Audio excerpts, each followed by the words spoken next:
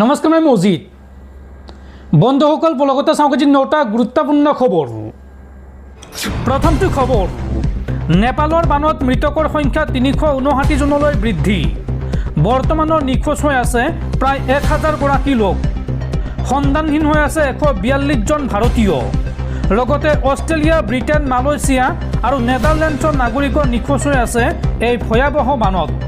লগতে পৰ্তুগাল, দক্ষিণ আফ্ৰিকা, দক্ষিণ কোৰিয়া আৰু আমেৰিকাৰ পৰ্যটকো সন্ধানহীন হৈছে নেপালৰ এই ভয়াৱহ বানত। পৰৱৰ্তী খবৰ, নেপালৰ দৰে ভাৰততো হ'ব পাৰে মহা জলপ্ৰলয়। এই সন্দৰ্ভত ভাবুকি কঢ়িয়াইছে চীনে। চীনে নিৰ্মাণ কৰিছে বৃহৎ নদীবান্ধ। চীনৰ এই বৃহৎ নদীবান্ধৰ বাবে বানত বুৰিব পাৰে অসমৰ লগতে অৰুণাচল প্ৰদেশ আৰু চুবুৰীয়া ৰাষ্ট্ৰ বাংলাদেশ। এই সন্দৰ্ভত বিশেষজ্ঞসকলৰ সতৰ্কবাণী জাৰি। নেপালৰ দৰে ভাৰততো আহিব পাৰে মহাপ্ৰলয়। চীনৰ জলবিদ্যুৎ প্ৰকল্পই বিপদ মাতিব পাৰে ভাৰতলৈ। অসমৰ প্ৰতি ভাবুকি কঢ়িয়াইছে চীনৰ মেডক জলবিদ্যুৎ প্ৰকল্পই। মেডক প্ৰকল্পৰ কাষত এনে ঘটনা ঘটিলে নামি আহিব বৃহৎ পৰিমাণৰ পানী, যিয়ে অৰুণাচল, অসমৰ লগতে ক্ষতি কৰিব চুবুৰীয়া ৰাষ্ট্ৰ বাংলাদেশৰ। অৰুণাচলৰ সীমাত চীনে নিৰ্মাণ কৰিছে 60,000 মেগাৱাটৰ প্ৰকল্প। অতি সংবেদনশীল স্থানত নিৰ্মিত এই প্ৰকল্পক ৱাটাৰ বোমা আখ্যা দিয়া হৈছে। তিব্বতৰ ইয়াৰলুং চাংপো নদীৰ ওপৰত এই প্ৰকল্পৰ নিৰ্মাণ কাৰ্য চলাইছে চীনে। আৰু ইয়াৰ প্ৰত্যুত্তৰত অৰুণাচলত 11,000 মেগাৱাট ক্ষমতা সম্পন্ন জলবিদ্যুৎ প্ৰকল্পৰ পৰিকল্পনা ভাৰতৰ। আৰু চীনৰ এই জলবিদ্যুৎ প্ৰকল্পই যিকোনো সময়তে ভাৰতলৈ নমাই আনিব পাৰে অশনি সংকেত। পৰৱৰ্তী খবৰ, যিকোনো মুহূৰ্তত গাদী হেৰুৱাব পাৰে পশ্চিমবংগৰ বিজেপিৰ মুখ্যমন্ত্ৰী শুভেন্দু অধিকাৰীয়ে। কিয়নো ৰাজ্যখনত SIRত ভুলকৈ কৰ্তন কৰা হৈছিল 90% লোকৰ নাম, যাৰ পৰিপ্ৰেক্ষিতত পশ্চিমবংগত পুনৰ অনুষ্ঠিত হ'ব পাৰে বিধানসভা নিৰ্বাচন। এই সন্দৰ্ভত গুৰুত্বপূৰ্ণ সিদ্ধান্ত দেশৰ উচ্চতম ন্যায়ালয়ৰ। SIRত 90% লোকৰ নাম ভুলকৈ কৰ্তন কৰা হৈছিল। লাখ লাখ লোকৰ নাম কৰ্তনৰ বাবে বিপদত পৰিব পাৰে পশ্চিমবংগৰ চৰকাৰ। পশ্চিমবংগত পুনৰ বিধানসভা নিৰ্বাচন অনুষ্ঠিত হোৱাৰ আশংকা। ৰাজ্যখনত SIRৰ সময়ত 90% লোকৰ নাম ভুলকৈ কৰ্তন কৰা হৈছিল। নাম কৰ্তন হোৱা 38 লাখ লোকৰ ভিতৰত 90% লোকৰে তথ্য শুদ্ধ। কেইবাটাও সমষ্টিত লাখ লাখ লোকৰ নাম অবৈধভাৱে কৰ্তন কৰা হৈছিল। আৰু ৰাজ্যখনৰ 31টা সমষ্টিৰ নিৰ্বাচনী ফলাফলত ইয়াৰ পোনপটীয়া প্ৰভাৱ পৰিছিল। এনে ক্ষেত্ৰত পুনৰ নিৰ্বাচন অনুষ্ঠিত কৰিব পাৰি নেকি বুলি প্ৰশ্ন দেশৰ সৰ্বোচ্চ ন্যায়ালয়ৰ। SIRত 90% লোকৰ নাম ভুলকৈ কৰ্তন কৰা হৈছিল, যাৰ পৰিপ্ৰেক্ষিতত এই সন্দৰ্ভত উচ্চতম ন্যায়ালয়লৈ গৈছিল TMC। আৰু এতিয়া উচ্চতম ন্যায়ালয়ে গুৰুত্বপূৰ্ণ প্ৰশ্ন উত্থাপন কৰিছে যে ৰাজ্যখনত পুনৰ অনুষ্ঠিত কৰিব পাৰি নেকি বিধানসভা নিৰ্বাচন। গতিকে যিকোনো সময়তে গাদী হেৰুৱাব পাৰে পশ্চিমবংগৰ মুখ্যমন্ত্ৰী শুভেন্দু অধিকাৰীয়ে। দৰ্শকসকল, আৰু বহুতো গুৰুত্বপূৰ্ণ খবৰ আছে। তাৰ আগতে আপোনাক জনাওঁ যে যদি আপুনি এতিয়ালৈকে এইটো ভিডিঅ'ত লাইক কৰা নাই তেন্তে এতিয়াই ভিডিঅ'টোত লাইক কৰি দিয়ক। আৰু এনেকুৱা ধৰণৰ ভিডিঅ'সমূহ নিতৌ চাবলৈ চেনেলটো ছাবস্ক্ৰাইব কৰি কাষত থকা বেল আইকনটো প্ৰেছ কৰি ৰাখক। পৰৱৰ্তী খবৰ, দেশত চলি আছে লোকপিয়লৰ কাম। আৰু লোকপিয়লৰ নামত প্ৰবঞ্চনাৰ সন্মুখীন হ'ব পৰা আপুনি। সাৱধান হওক ৰাজ্যবাসী। আপুনি কৰা এটা সৰু ভুলৰ বাবে বিপদত পৰিব পৰা আপুনি। লোকপিয়লৰ সময়ছোৱাত আপোনালোকে বেংকিং তথ্য কেতিয়াও শ্বেয়াৰ নকৰিব। Bank account number, ATM pin বা ATM নম্বৰ বা OTP, বেংকিং সম্পৰ্কীয় কোনো তথ্য কোনো বিষয়া, কৰ্মচাৰী বা দুষ্ট চক্ৰক শ্বেয়াৰ নকৰিব। এই সন্দৰ্ভত সাৱধানবাণী দিলে কেন্দ্ৰীয় গৃহ মন্ত্ৰালয়ে। সাৱধান, লোকপিয়লৰ নামত প্ৰবঞ্চনাৰ সন্মুখীন হ'ব পৰা আপুনি। সজাগ সচেতন নোহোৱাকৈ আপুনি কৰা ভুলৰ বাবে পৰিব পাৰে বিপদত। দুষ্ট চক্ৰই লোকপিয়লৰ নামত সংগ্ৰহ কৰিব পাৰে অপ্ৰয়োজনীয় তথ্য। দেশৰ জনতাক এই সন্দৰ্ভত সজাগ কৰি দিছে গৃহ মন্ত্ৰালয়ে। ভুলতো লোকপিয়লৰ তথ্য দিয়াৰ সময়ত নিদিব বেংকিঙৰ তথ্য। লোকপিয়লৰ প্ৰক্ৰিয়াত আপোনাৰ বেংকিঙৰ তথ্য লোৱাৰ নিয়ম নাই। Bank account number, ATM pin বা যিকোনো OTP দিলেই বিপদ নিশ্চিত। সন্দেহজনক ফোন, মেছেজ বা লিংকৰ পৰা সাৱধানে থাকক।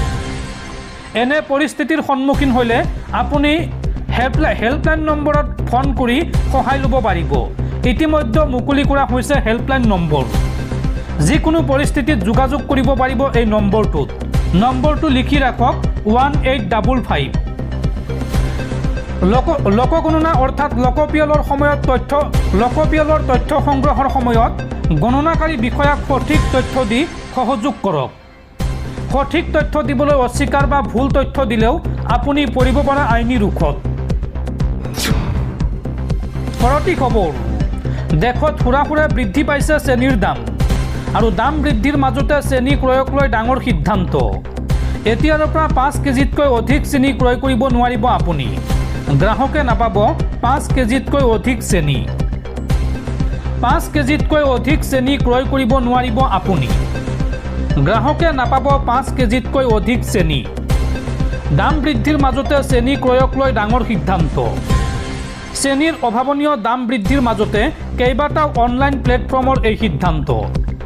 5 কেজিতকৈ অধিক চেনি নিদিয়ে অনলাইন প্লেটফৰ্মসমূহে। ব্লিংকিট, বিগ বাস্কেট, ইনষ্টামাৰ্ট, ডিমাৰ্টৰ এই ডাঙৰ সিদ্ধান্ত। আন কিছুমান সংস্থাই 3 কেজিলৈকে হ্ৰাস কৰিছে চেনি ক্ৰয়ৰ পৰিমাণ। উল্লেখযোগ্য যে বিগত কেইবাটাও দিনত অত্যাধিক পৰিমাণে বৃদ্ধি পাইছে চেনিৰ দাম। পৰৱৰ্তী খবৰ, লোকসভাৰ আসনৰ সংখ্যা বৃদ্ধি কৰাৰ পক্ষপাতী নহয় কংগ্ৰেছ। অহা 25 বছৰলৈকে লোকসভাৰ আসন 543খনেই থাকিব লাগে। এই সন্দৰ্ভত প্ৰধানমন্ত্ৰী মোদীলৈ পত্ৰ কংগ্ৰেছ সভাপতি মল্লিকাৰ্জুন খাৰ্গেৰ। 2029 চনৰ নিৰ্বাচনত মহিলাৰ বাবে 1/3 আসন সংৰক্ষণৰ দাবী কংগ্ৰেছৰ আৰু সমষ্টি পুনৰ নিৰ্ধাৰণৰ বিৰোধিতাৰে পত্ৰ প্ৰেৰণ প্ৰধানমন্ত্ৰী নৰেন্দ্ৰ মোদীলৈ। পৰৱৰ্তী খবৰ, নিষিদ্ধ হ'ব E20 পেট্ৰল। 2027 চনৰ 10 মাৰ্চৰ পাছত গোৱাত যদি আমাৰ চৰকাৰ হয় তেন্তে 5 দিনৰ ভিতৰত ৰাজ্যখনত E20 পেট্ৰল বিক্ৰী নিষিদ্ধ কৰা হ'ব। অন্যথা মই ৰাজনীতি ত্যাগ কৰিম। এই ঘোষণা আপৰ মুৰব্বী অৰবিন্দ কেজৰিৱালৰ। পৰৱৰ্তী খবৰ, সৰুপথাৰৰ বিধায়ক বিশ্বজিৎ ফুকনক হত্যাৰ ভাবুকি দি আৰক্ষীৰ জালত AJPৰ কৰ্মী দীপাংকৰ সন্দিকৈ। সৰুপথাৰলৈ আহিলেই হত্যা কৰা হ'ব বুলি ছ'চিয়েল মিডিয়াত দিছিল পোষ্ট। ইয়াৰ পিছতে আৰক্ষীয়ে গ্ৰেপ্তাৰ কৰিছে দীপাংকৰ সন্দিকৈক। পৰৱৰ্তী খবৰ, পুনৰ সুৰাসুৰে কমিছে সোণৰূপৰ দাম। যদি আপুনি সোণৰ গহনা বনাম বুলি ভাবিছে তেন্তে আপোনালৈ ভাল খবৰ। চাওঁ আহক আজিৰ দিনটোত গুৱাহাটীত কিমান হৈছে সোণৰ দাম। বৃহস্পতিবাৰে গুৱাহাটীত সোণৰ দাম কিমান সলনি হৈছে চাওঁ আহক। মানি কণ্ট্ৰলৰ প্ৰতিবেদন অনুসৰি বৃহস্পতিবাৰে 22 কেৰেট সোণৰ মূল্য প্ৰতি গ্ৰামত 14,526 টকা হৈছেগৈ আৰু 24 কেৰেট সোণৰ মূল্য প্ৰতি গ্ৰামত 15,858 টকা হৈছেগৈ। বুধবাৰতকৈ বৃহস্পতিবাৰে 22 কেৰেট সোণত প্ৰতি গ্ৰামত 215 টকাকৈ হ্ৰাস পোৱাৰ বিপৰীতে 24 কেৰেট সোণত প্ৰতি গ্ৰামত 235 টকাকৈ হ্ৰাস পাইছে। পৰৱৰ্তী খবৰ, বীৰ লাচিত থানাৰ নেতা মানৱজ্যোতি চেতিয়া ফুকনৰ ৰহস্যজনক মৃত্যুৰ এক উচ্চ পৰ্যায়ৰ আৰু নিৰপেক্ষ তদন্তৰ দাবী অসম বিধানসভাৰ প্ৰাক্তন বিৰোধী দলপতি দেৱব্ৰত শইকীয়াৰ। শিৱসাগৰত বাংলাদেশী প্ৰৱেশক লৈ মুখ্যমন্ত্ৰীয়ে সৃষ্টি কৰিব বিচৰা ৰাজনৈতিক নাটকৰ তীব্ৰ বিৰোধিতা দেৱব্ৰত শইকীয়াৰ। শিৱসাগৰ জিলাত বীৰ লাচিত থানাৰ নেতা মানৱজ্যোতি চেতিয়া ফুকনৰ ৰহস্যজনক মৃত্যুৰ এক উচ্চ পৰ্যায়ৰ আৰু নিৰপেক্ষ তদন্তৰ দাবী জনাইছে নাজিৰা সমষ্টিৰ প্ৰাক্তন কংগ্ৰেছ বিধায়ক তথা অসম বিধানসভাৰ প্ৰাক্তন বিৰোধী দলপতি দেৱব্ৰত শইকীয়াই। ছ'চিয়েল মিডিয়াত দিয়া এটা পোষ্টত শইকীয়াই লগতে মুখ্যমন্ত্ৰীয়ে শিৱসাগৰত বাংলাদেশী প্ৰৱেশক লৈ কৰা বক্তব্যকো প্ৰত্যাহ্বান জনাইছে। ছ'চিয়েল মিডিয়া পোষ্টত শইকীয়াই মানৱজ্যোতি চেতিয়া ফুকনৰ ৰহস্যজনক মৃত্যু সন্দৰ্ভত কয় যে আহোম স্বৰ্গদেউসকলৰ মহান ঐতিহ্য আৰু সমদৃষ্টিৰ আদৰ্শৰে দুৰ্গত দুখীয়াৰ কাষত থিয় দিয়া মানৱজ্যোতি চেতিয়া ফুকনৰ ৰহস্যজনক মৃত্যুক লৈ এক উচ্চ পৰ্যায়ৰ আৰু নিৰপেক্ষ তদন্তৰ দাবী জনাইছোঁ।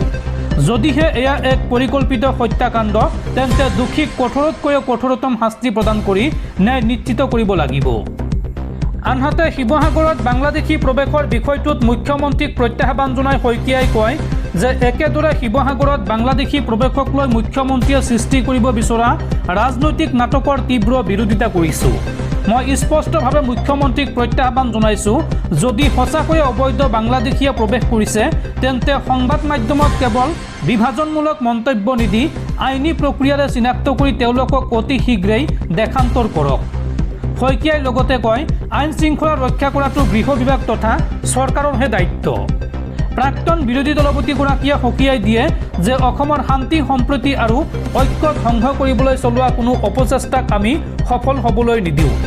এই মন্তব্য দেৱব্ৰত শইকীয়াৰ।